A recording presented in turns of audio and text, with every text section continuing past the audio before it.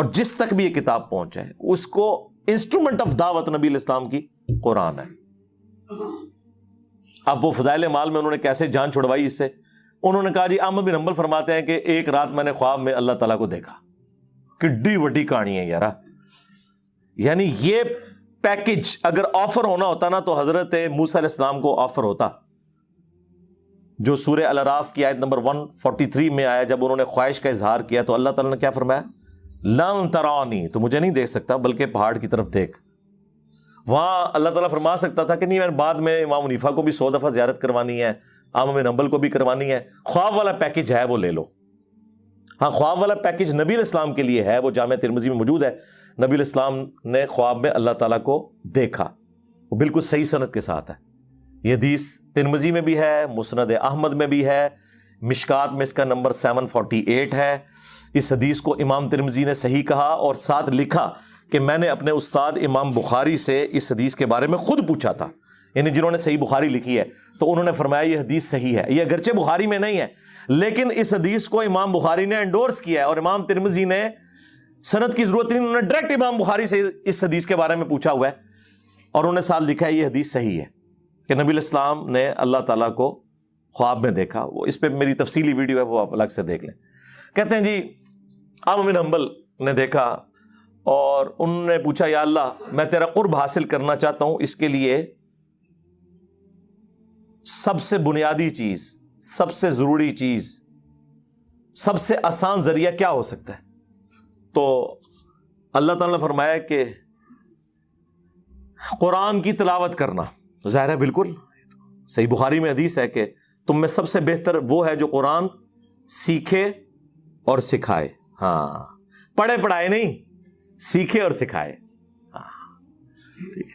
سیکھنا سکھانا صرف یہ نہیں ہے کہ آپ اس کی قرات کرنے کا فن سیکھیں, اس کی تعلیمات کو سیکھنا بھی ہے. تو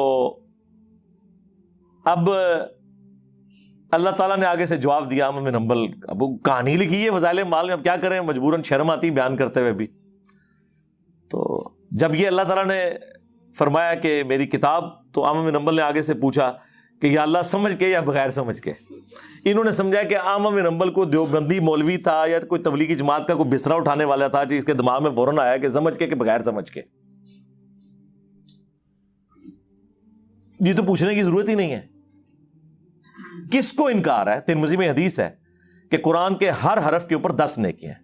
اور پھر نبی علیہ السلام نے فرمایا کہ میں نہیں کہتا کہ الف لام میم یہ ایک حرف ہے, بلکہ یہ 3 حرف ہیں.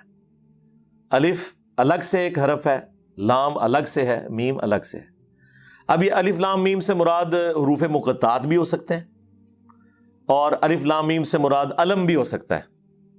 علم تارا کیف فعل ربک باصحاب الفیل, دونوں معنی درست. لیکن نبی علیہ السلام نے بیسیکلی یہ بتایا کہ ہر حرف پہ 10 نیکیاں. اس سے کس کو انکار ہے؟ وہ تو سائیڈ بینیفٹ ہے. مجھے بتائیں کہ احمد بن حنبل یہ کیسے جرت کر سکتے تھے, اور پھر آگے سے اللہ تعالیٰ پہ جھوٹ باندھا کہ اللہ تعالیٰ نے فرمایا کہ خواہ سمجھ کے پڑھو خواہ بغیر سمجھ کے. نعوذ باللہ. یعنی اللہ تعالیٰ قرآن میں امت کو کوئی اور بات بتا رہا ہے, اور احمد بن حنبل کو خواب میں آ کے کوئی اور بات بتا دی ہے. اسی تو ہم کہتے ہیں خوابوں کا دین اور ہے, کتابوں کا دین اور.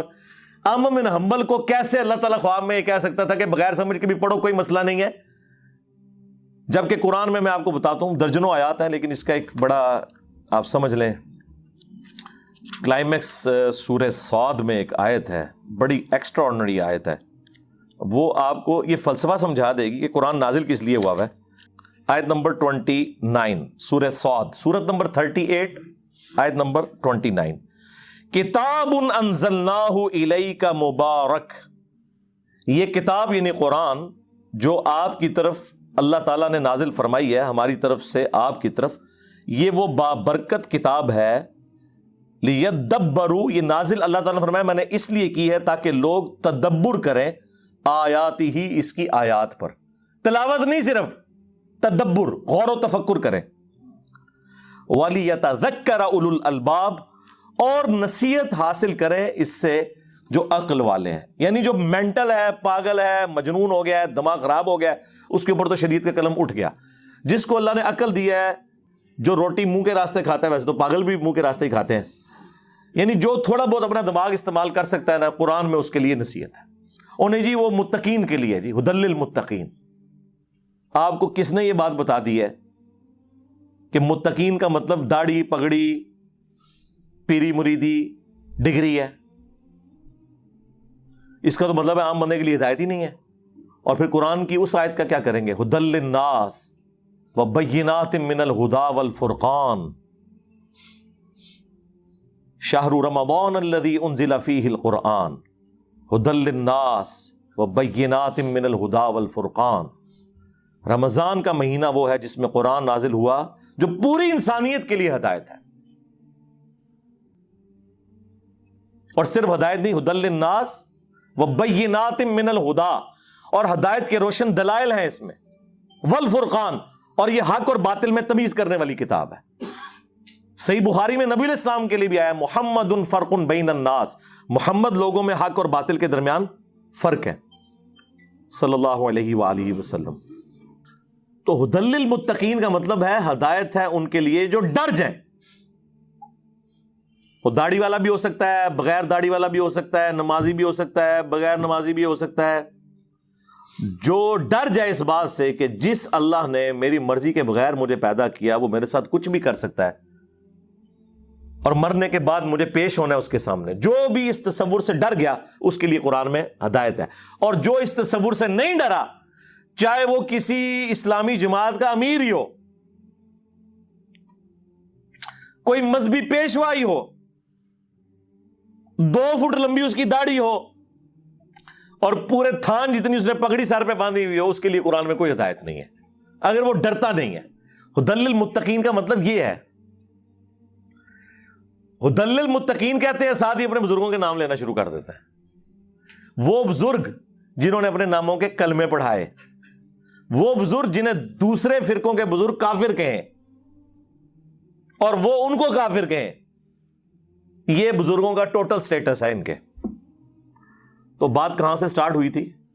یہ کرامت ہی ہوتی ہے. کبھی میرے پہ کوئی کیفیت طاری ہو جائے. وہ سوال ایسا تھا کہ مجھے اچانک ذہن میں آیا کہ یہ بڑے عرصے سے ادھار تھا میرے اوپر کہ میں ایسے ویڈیو ریکارڈنگ میں آفیشلی بھی لے کے آؤں کہ ایک رات میں 2 قرآن تھے، 3 قرآن تھے، 8 قرآن، خدا دا نہ آ جائے، اللہ کو ڈر جاؤ، ڈر جاؤ اللہ کو.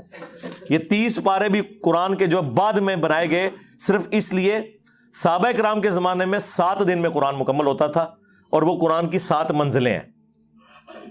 بعد میں جب لوگوں کی مصروفیات بڑھ گئیں تو 30 پارے کیے گئے کہ چلو روزانہ کا 1 پارہ پڑھ لیا جائے.